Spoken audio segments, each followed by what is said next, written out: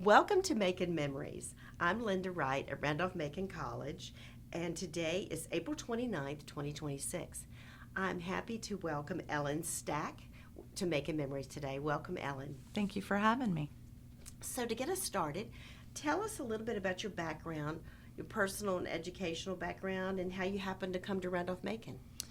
All right, I came to Randolph-Macon in February 2028 or 2000. Let's try this again.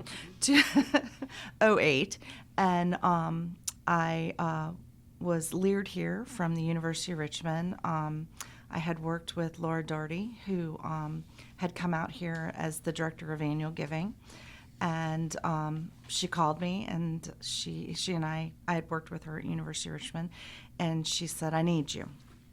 And I said, well, what kind of project you got? And she said, we need someone that can launch the class agent program, that can also do reunions, that can also run a family weekend, and isn't scared to ask for money. And I said, okay, sure, let's do it. So having worked with her before, it was exciting. At that time, Wendy Eastman had also come out here.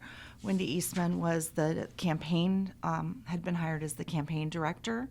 I had worked with her at University of Richmond. So it was very exciting to come back to work with some folks that I'd worked with before. Great. Well, it's always great to be needed. So that was a good thing. So that's a wide range of responsibilities, running a family weekend and class agents and asking for money. There's a lot of discrete skills. So talk about the advancement office when you came. You mentioned several people. How were the roles divided, and what specifically did you do? Sure. So the advancement office at that time was fairly small, and we wore a lot of hats. So when they said this is what we want to do, it seems like a lot. It really it's the cycle in advancement runs I can't talk. Runs the same cycle every year. Mm-hmm. So whereas reunions were heavy in conjunction with homecoming at that time, the class agent program was an add-on to that. So it was talking and working to get other classes engaged, thinking even forward to the next year in the reunion cycle. So that made logical sense. The parent program at that time was coming out of being in the student affairs office and didn't really have a focus with money. It was more focused on just having a great day. So it gave the opportunity to tag in and start a parents program and parent asks. We had engagement from the parents at that time, but not on the giving level.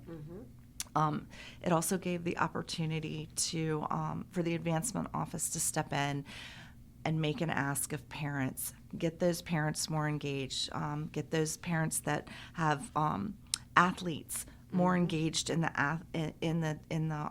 actual sport itself, and increase our attendance at different events. So it really played hand in hand. And there is a parents' council, I think, now, and maybe was that getting started around that time? Or? It actually existed. It was much smaller, but I came into a board that was already set, and we took it and ran with it and expanded upon it. It was the parents' board at that time. They now have gone to being called the Fountain Family Council, I believe, is the most recent name of it. But yes, same purpose. So talk about, you said homecoming was the same as class reunions at that time. Is that different now? So homecoming and reunions were together when I arrived here because of the volume on day of homecoming with tailgate. Tailgate was also a task that I took over. Because of the volume of attendance on those days, we made the recommendation to President Lindgren to divide the two. And then when the alumni office became a little more robust and brought on a larger staff in that area, they took it over and pulled homecoming away from reunions. And then reunions eventually went to alumni office, and they became a spring event. We actually tried that for a few years, and in the last year, it has now gone back to being homecoming weekend. There are two signature weekends for alumni on campus, and it really is homecoming and Hampton-Sydney. Hampton-Sydney being every other year. This year, they actually tried and put homecoming and Hampton-Sydney together. I don't know how the numbers worked out for the alumni office on that.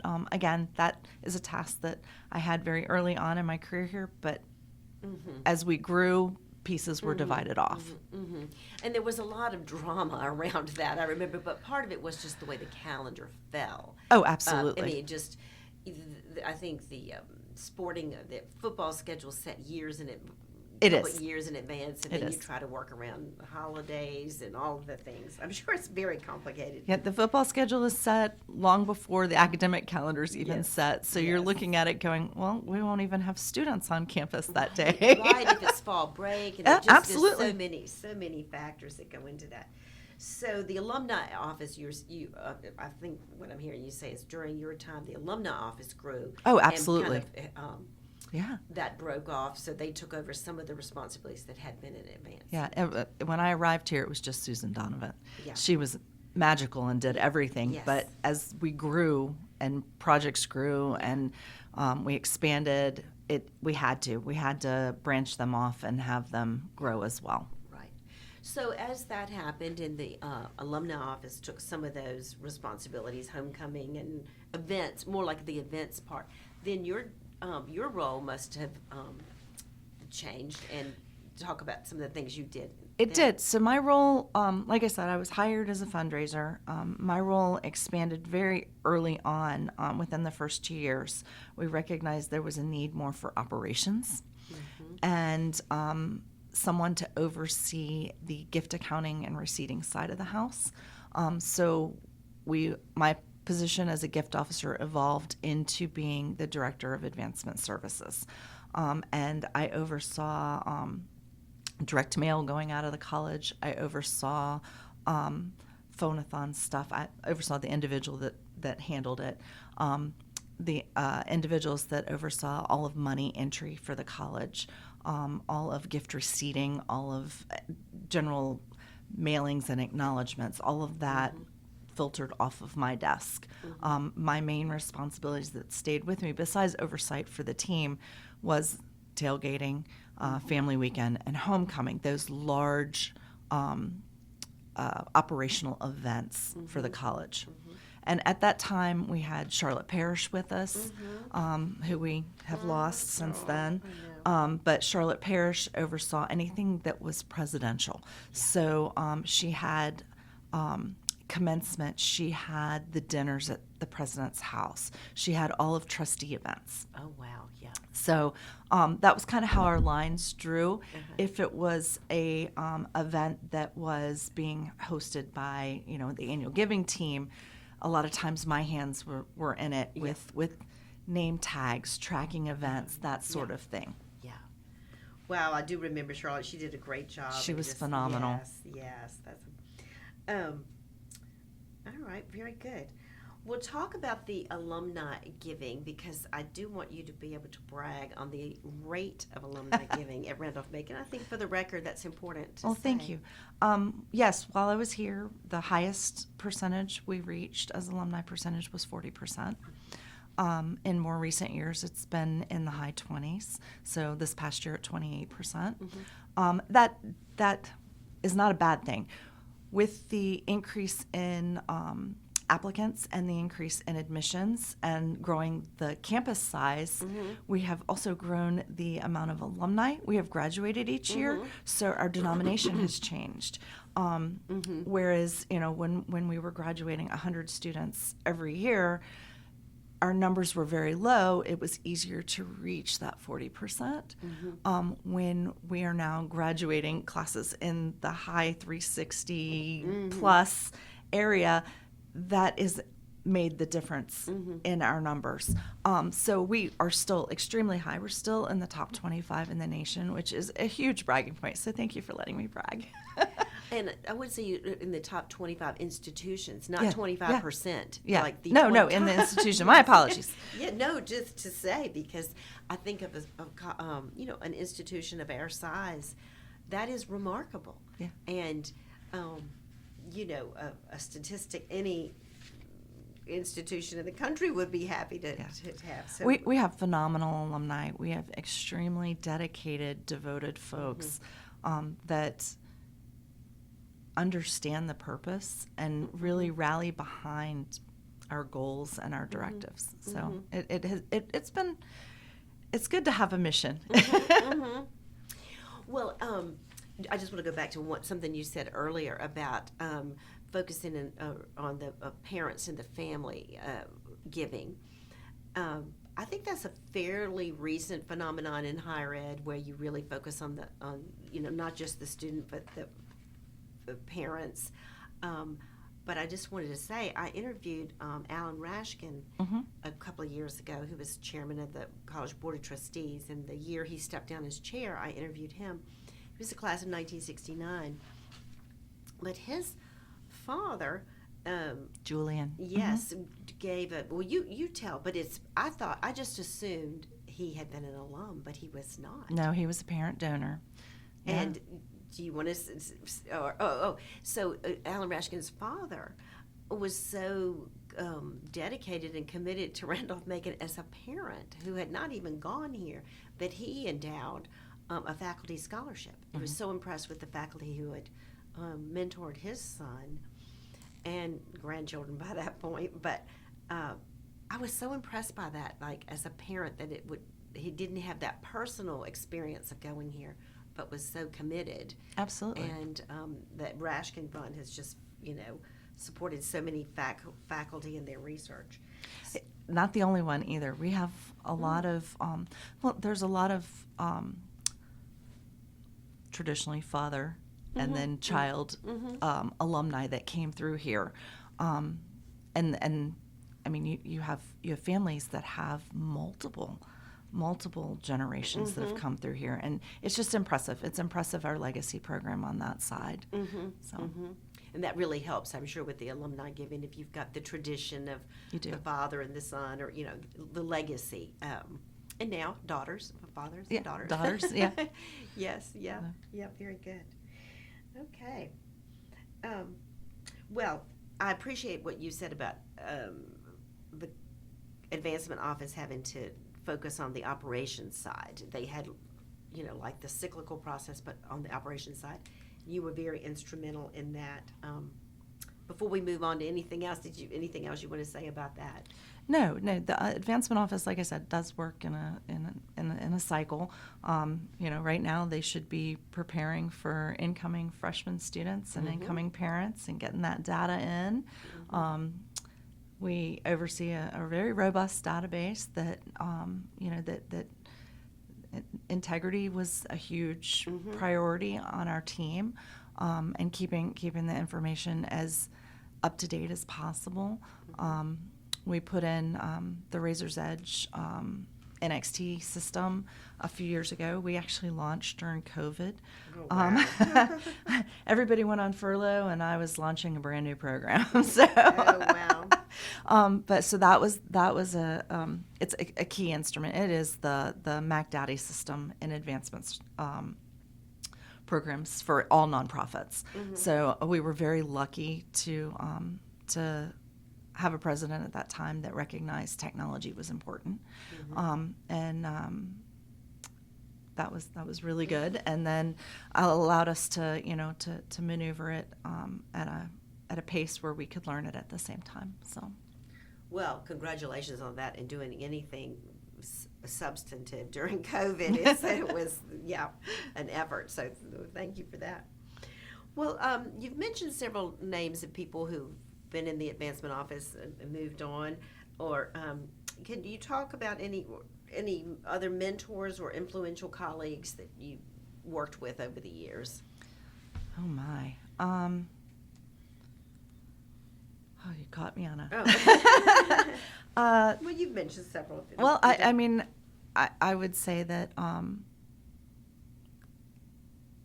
Carol Cawthorn, she was here for, she was the gift entry specialist for, oh gosh, Carol was here 35 years. She was here a long time. Yeah, Yes.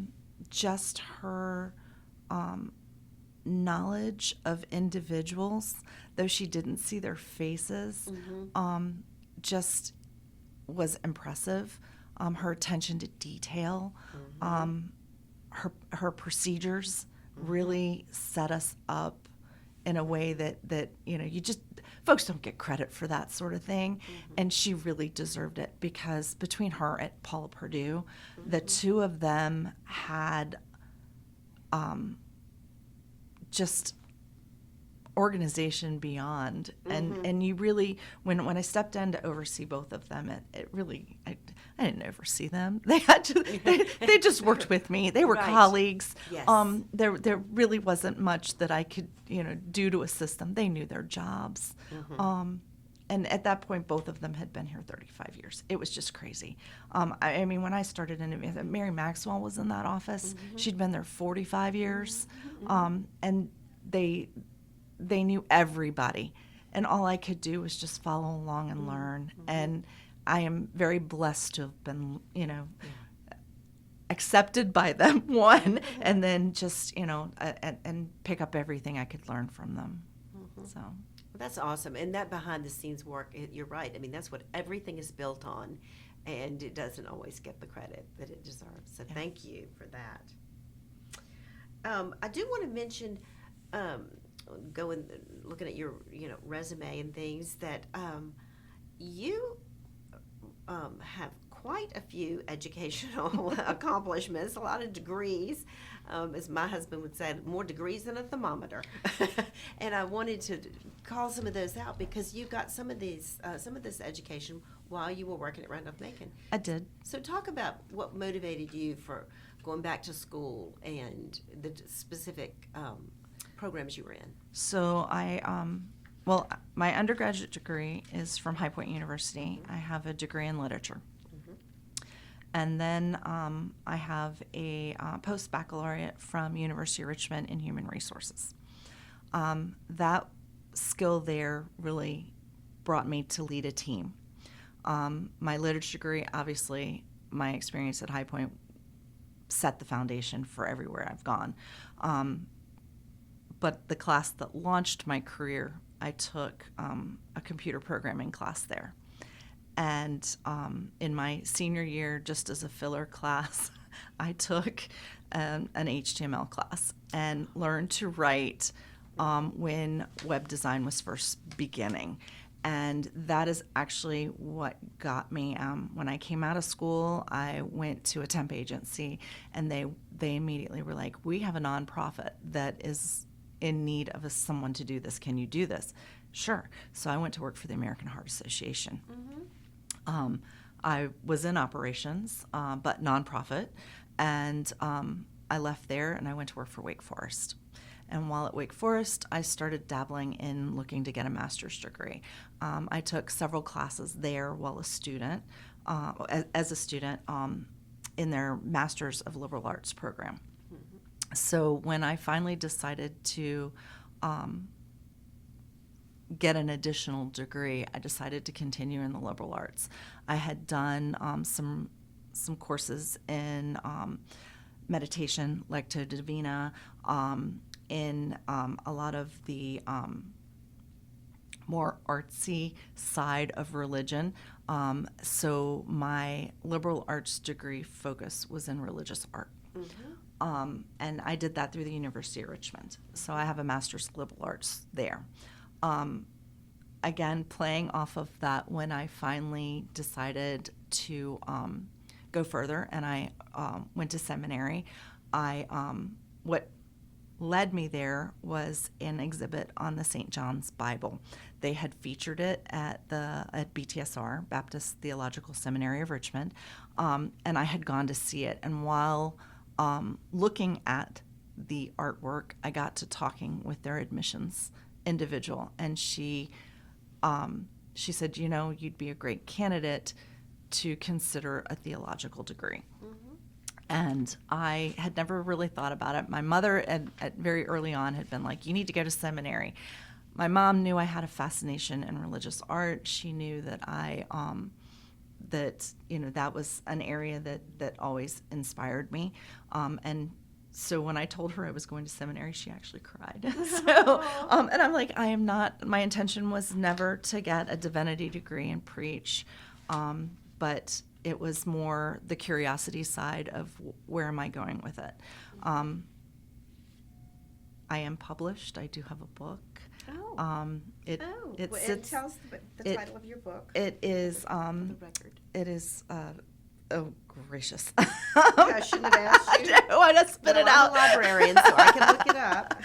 It is at the Morton Library. It is on using the preface of it is using pilgrimage in the church today is really what it came down to. It's got a long fancy title, something to the effect of I'll get it back to you. No, that's fine. I can look it up. But we want to make sure we have a copy in the college archives. You know, we have we try to have a full complement of books published by faculty and staff. Well, it is at Morton. It is only at Morton. So, which is the Union Seminary. Yeah. Yep. Okay. So, which was part of my graduation requirements. Oh, okay. So, anyway, it is there. So where I'm going to go with it next, I don't know. I originally had intentions to continue for my PhD with it, but life got in the way at the moment. And we had some family drama that took us in a different direction at the moment. So who knows? I might circle back. I've thought about it. Yeah. We'll see. Have you been on pilgrimages yourself? I have. Not to the extent of the El Camino in Spain, but that is on the bucket list. But I have done segments of the Appalachian Trail. I have done segments of the Pacific Trail. So maybe we'll see. Yeah. We'll see if what comes next. So. Right. Right. Well, retirement might open up all kinds of possibilities. It does. For that sort of thing. It definitely and pilgrimage does. will certainly fit in with retirement, I'm sure. It does. Well, I want to circle back to your time here and some of the work you did here and, you know, extracurricular, but can you talk about your involvement with Habitat for Humanity? Absolutely. So I was the Habitat for Humanity advisor here at Randolph-Macon for 15 years. I took it over after a staff member transferred out, and it's a wonderful organization. When I began with it, they had a collegiate program. Nationals no longer has the collegiate program. It has dropped it back down to just your local program. But our local program is with the Hanover County, and they have expanded to be Hanover King William now. While I was here, we built 2 neighborhoods that are right down the street, Hanover Cove being one of them. Hanover Cove is right off of Hanover Avenue. It is 5 or 6 houses right there, but it within walking distance. And then we also built one right at the end of campus, right down here, right beyond the baseball field. There's a house right in the middle of the block. My experience with Habitat, besides just being an advisor, I was hands-on. So we did 4 builds in the spring, 4 builds in the fall. We traveled spring break. Our spring break locations, we went from Dade City, which is outside of Tampa. We went to Wilmington, North Carolina. We went to, we went all over the place. Went to Florida several times. We went to Flagler County, Florida. The house that we built in Dade City, though, is probably one of my favorite. We were working on 2 houses side by side.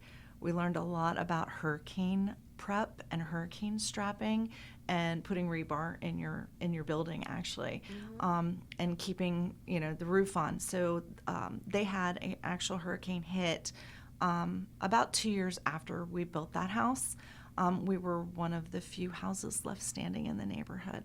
So it really did bring it all together on the importance of, building construction correctly and really getting into it. And we had 18 of us on that trip, and it's fun. It's fun to travel with students. It's an experience. You learn stuff from them.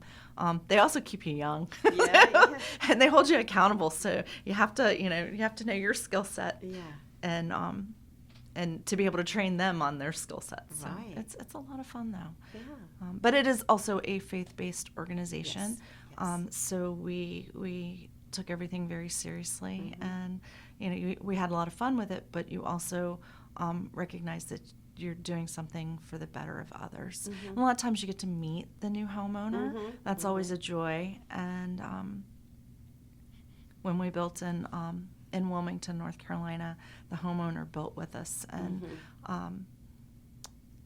we were putting up siding on the side of her house, and it was exciting. And then the last day, she had her children out there, and we'd been painting their bedrooms, and it was a wonderful, rewarding experience.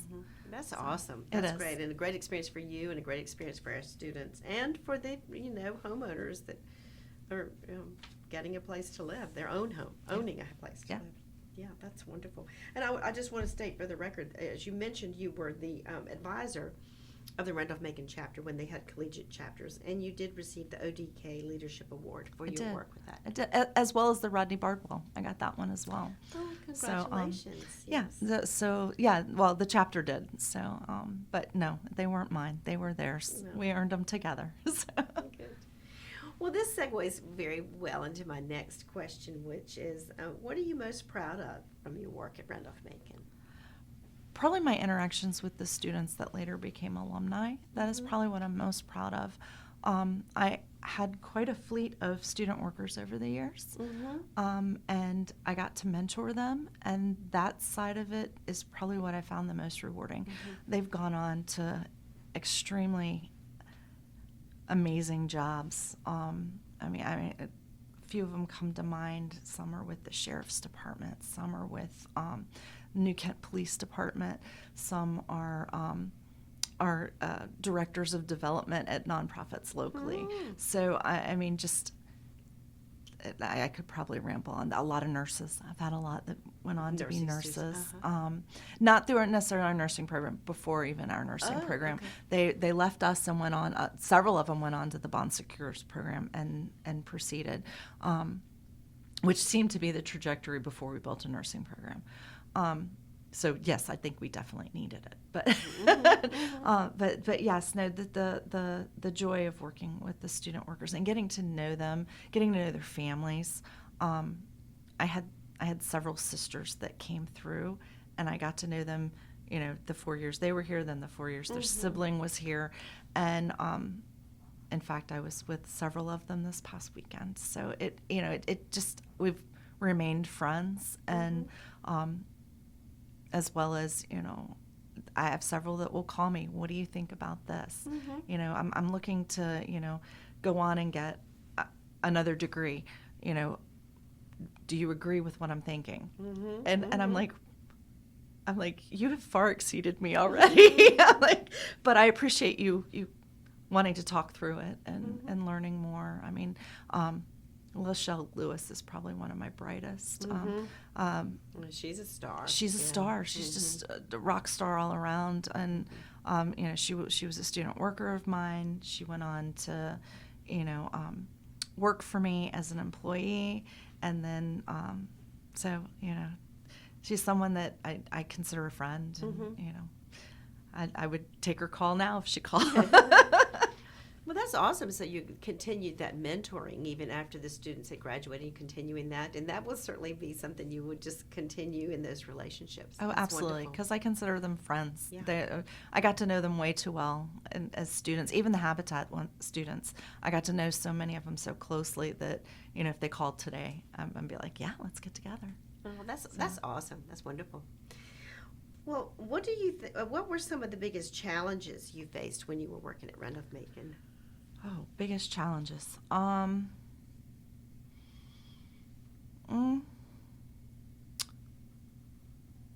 Budget. Yes, yes. I hate to Well, say working in that. advancement, I mean, it's all about money, so I'm sure Yeah, there's that.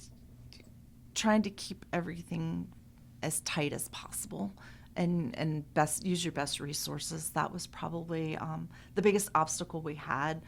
We had great ideas and trying to make it work. Macon Day, when we launched Macon Day, we had to immediately find software that we could afford to do it. That first year, it was a disaster technology-wise. Nobody knew that. But the day of, everything went down on our end. And then the reports came out, and they didn't have names on them. All they had was email. I mean, we went through. That was probably our biggest disaster. Yeah. What year, do you remember roughly what year that was? Oh, that's the first one. So this we've done it 13 years, so 13 years ago. Yeah. So 2013. And it was the one in the March, when we tried it in March. And I know Rick Golembeski will laugh when I say this, but we were behind the scenes scurrying, and they were like, yeah, we have 24-hour support, but not on the East Coast. How that in this 24 hours? So we're calling a West Coast company that no one's come into work yet. So they're all asleep. They're all asleep. Oh, no. And we're trying to get them to fix an issue that nobody else can see, but we can see on the backside. And we're like, we know gifts are coming in because we're seeing them transact, but we have no data to identify who they were. Oh my goodness, for acknowledgments and all the things.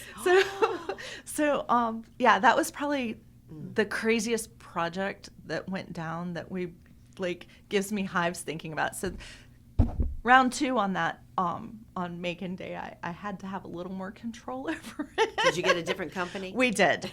We got a different good. company, and ended up running it through a program that we already owned.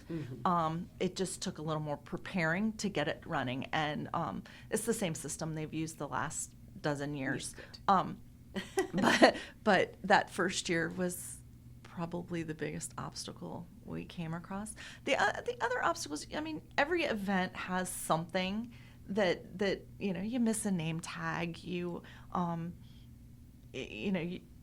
misspell someone's name, or their name is so long it doesn't fit on a name tag. That stuff's going to happen. It's going to happen anywhere. You take it personally at that moment, like, how did I miss that? Right. But in the long run, it's not the worst thing that could happen. We've had hurricanes cancel family weekend, and you have to call everybody registered. That was a fun year. But you make do with those. It's life. You got to do it. So you got to roll with it. You got to roll with it, Yeah. And you have to have a good attitude with it, because if you freak out in that moment, which we were definitely freaking out, but you just kind of start laughing, and you're like, of course this happened to us. Right. The one thing you were not prepared for. You have all those contingencies, but not this. Not nope. that one. Well, any other memories or stories you would like to share? Any kind of crazy tailgate stories or whatever? Oh, I probably shouldn't tell tailgate stories. Oh, okay. Tailgate was a blast. A lot of work went into tailgate, getting folks in the right location, getting them as close to their friends, as close, that there was a lot of moving pieces to that. And then some folks wanted the same spot every year after year after year. They were grumpy at that part of it, but day of, they are the most lovely people. I have met some really lovely folks out there that love Randolph-Macon, love the college, love our athletic program, love Pedro, love the players, and really you've seen them evolve. So tailgate, originally the donors that were out there were just donors. They were not football-focused donors. In the last, I would say, when I turned it over last year, when I left, the parking lot was 90% football supporting donors, or athletic at another level. All of them, every single season holder was an athletic donor, and that's huge to, as coming from a fundraiser, to say that, you know, that yes, 87 spots in that parking lot were donors. And their friends coming also were recognizing, and we were building relationships with those folks. So yeah, that was a big pride too. I don't miss it. A lot of work. It's a lot of work. And the ladies that have it now, you know, I wish them well with it, because it is a handful. But I'm looking forward to coming to games and being a participant. Right, and not having to work it and worry about the name tags Yeah, and if not- names no. are spelled right. And everybody got the right parking spot, and there's not a car left in the lot that you have to tow before they get there. Right. Well, you have a new grandchild due any day now. Yes. So tell us about your retirement plans, besides coming back to tailgate. Yeah. Well, my retirement plan, thus far, I've gotten my house in order, and my yard's looking good. It's the first time it's been mulched in 3 years, so doing pretty good. And but my grandbaby is due Mother's Day weekend, and my intention is to be in Louisville for his arrival. So I'm headed out next week, and first official grandbaby. So I'm real excited, and we are. I may be shopping a little too much, so my daughter's like, "Mom, I can't take any more stuff. Quit sending things." And I'm like, but he's gonna have everything he ever wants. So, Oh dear, you're in for it. I'm in Ellen, for it. you are. He You're is indeed. wrapped around my finger and not even here yet. Yeah. So, Well, that's wonderful. Well, Ellen Stack, I want to thank you so much for coming and talking with us today on Making Thank you. Memories, and I wish you all the best in your well-deserved retirement. I appreciate it. Thanks for having me, and go Jackets.